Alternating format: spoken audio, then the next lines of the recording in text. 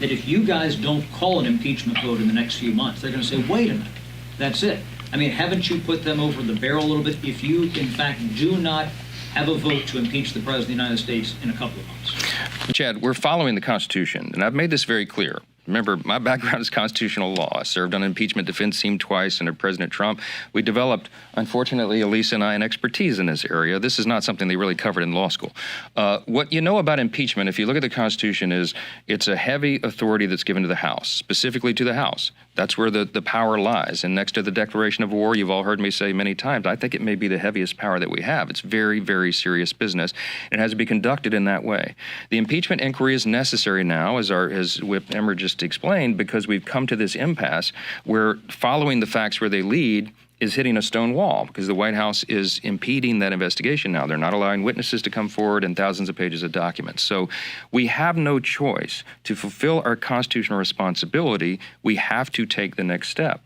We're not making a political decision. It's not. It's a legal decision. So people have feelings about it one way or the other. We can't prejudge the outcome. The Constitution does not permit us to do so.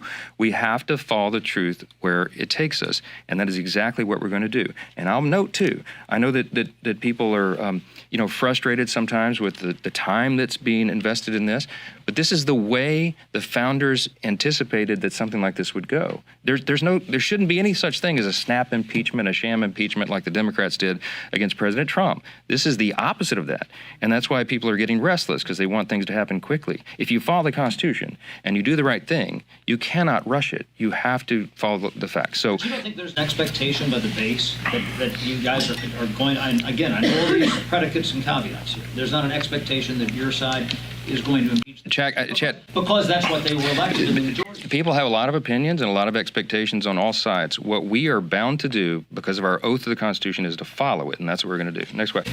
You get into the spring and decide not to impeach the president based on the inquiry. You would be comfortable with that decision, essentially absolving him months before a presidential election? We're not going to prejudge the outcome of this. We can't, because, again, it's not a political calculation. We're following the law, and we are the rule of law team, and I'm going to hold to that. That's my commitment. On FISA, can you kind of delve into your thought process going through that? You changed your mind multiple times on exactly whether it be a short-term extension or not, and changed your mind yesterday on Queen of the Hill situation. Can you just walk us through how that thought process? I didn't change my mind on FISA. See, FISA is a very important piece of legislation, and Section 702, which would expire at the end of the year, is a really, really important provision because it protects us on the homeland.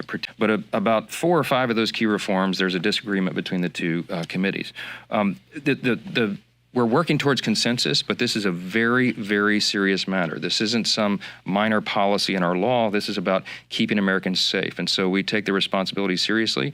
As recently as last night, we were in a room with all the interested parties and House Republicans there, and there's still some disagreement about a couple of those key provisions. So I am not one who wants to rush this. I don't think we can make a mistake in this. I think we've got to do it right, and so we're going to allow the time to do that. So having a short-term extension on the NDAA allows us the time to work not only in our own chamber, but with the other chamber as well, to come forward with a compromise provision that will not only keep us safe, but will also safeguard our civil liberties. Both of those objectives must be achieved, and that's why it's taken a long time. Again, as I said at the outset, and I'll close with this, democracy is messy sometimes, but we have to get it right. We're the greatest deliberative body in the world, and we're going to do our job and do it well. Sometimes it takes more time than we would like, but it's worth it to get it right, especially on a product as important as FISA. So that's what we're going to do. Thanks, y'all, for the time. Can you talk a bit about the negotiations around spending top lines? What are the biggest roadblocks around that, and are you concerned at all about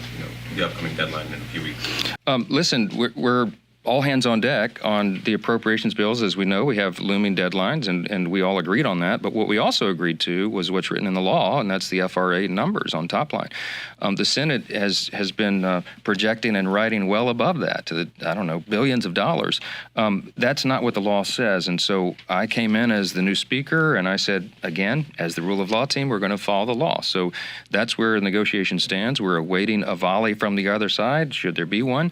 But the House has done its job. job. We passed 7 of the 12 approach bills. That's almost 80% of federal funding. 11 of the 12 have made it through the process, if not all the way to the floor. And so we're in a position where we could go to conference committee and negotiate this. Our appropriators want to do so. Our cardinals, as we call them, the chairman of the subcommittees and appropriations, are ready to do the work. But we're awaiting the other team, the other side, the other chamber to come forward with a number that we can agree upon that we write to. And that's the impasse, and that's what we're waiting on. But the law is the law.